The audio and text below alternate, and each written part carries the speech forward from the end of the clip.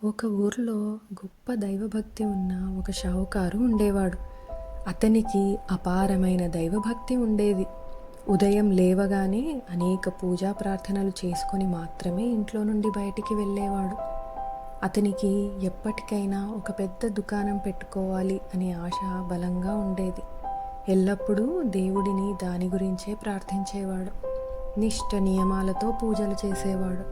ఇలా సంవత్సరాలు గడుస్తాయి, కానీ షావుకారు కోరిక మాత్రం తీరలేదు. ఒకరోజు షావుకారుకి దేవుడిపైన ఎంతో దిగులు, బాధ, కోపం వస్తాయి. రోజులాగా ఆ సాయంత్రం మాత్రం పూజా కార్యక్రమాలు చేయకుండానే పడుకుంటాడు. నిద్రలో ఉన్న షావుకారుకి కలలో దేవుడు కనిపించి, ఈరోజు నాకు పూజా కార్యక్రమాలు చేయకుండానే పడుకున్నావే అని అడుగుతాడు. దానికి షావుకారు, నాకు ఊహ తెలిసినప్పటి నుండి ప్రతిరోజు ఎల్లవేళలా నిన్ను తలుచుకుంటూనే నీ ధ్యాసలోనే ఉన్నాను, కానీ నువ్వు మాత్రం ఏనాడు నన్ను కరుణించలేదు. నాకు ఉన్న ఒకే ఒక్క కోరిక కూడా తీర్చడానికి నువ్వు రాలేదు.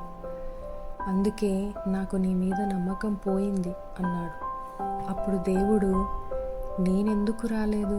నీ వద్దకు చాలాసార్లు వచ్చాను, కానీ నువ్వే ఒక్కసారి కూడా నన్ను పట్టించుకోలేదు అని అంటాడు. అప్పుడు షావుకారుకి ఏమీ అర్థం కాక ఆలోచనలో పడతాడు.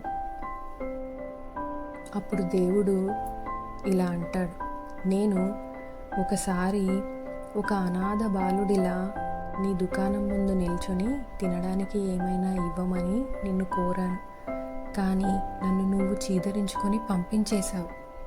సరే, పోనీలే, చిరాకులో ఉన్నావేమో అనుకుని మళ్ళీ ఒక అవ్వలాగా కాస్త అన్నం పెట్టమని అడిగాను. అప్పుడు కూడా నువ్వు నన్ను చీదరించుకున్నావు.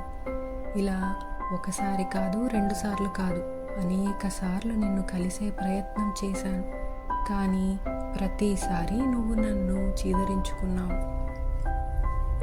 దైవభక్తి అంటే దేవుడికి పూజ చేయటం మాత్రమే కాదు, అవసరానికి చేయి చాచి అర్థించే వారికి సహాయం చేయడం కూడా అని నువ్వు గ్రహించలేకపోయావు. ఇకనైనా అసలైన దైవభక్తితో మెదులు అని అన్నాడు దేవుడు. ఇంతలో షావుకారుకి మెలకువ వచ్చింది. తనది కళ అని గ్రహించి మరుసటి రోజు యథావిధిగా ఇంట్లో పూజా కార్యక్రమాలు పూర్తి చేసుకొని బయటికి వెళ్ళాడు. ఆ రోజు నుండి తనను సహాయం అర్థించిన వారందరికీ సహాయం చేయడం మొదలుపెట్టాడు. ఆకలితో ఉన్నవారికి అన్నం కూడా పెట్టేవాడు.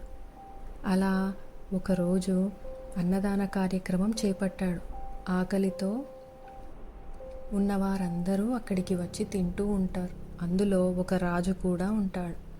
తాను రాజ్య పర్యటనలో ఉన్నానని, తన గుర్రము సైనికుల జాడ తెలియలేదని, ఆకలితో ఉన్నా అని చెప్పినా ఎవరూ అన్నం పెట్టలేదని, షావుకారు ఒక్కడే పిలిచి మరీ అన్నం పెట్టాడని చెప్పి తనకు అనేక రకమైన రత్నాభరణాలను ఇచ్చి సత్కరిస్తాడు. అప్పుడు షావుకారుకి అర్థమవుతుంది నిజమైన దైవభక్తి అంటే ఏమిటో. నీతి: దైవభక్తి అంటే దేవుడికి ప్రీతికరమైన పద్ధతులలో నడవడికను అలవర్చుకోవడమే.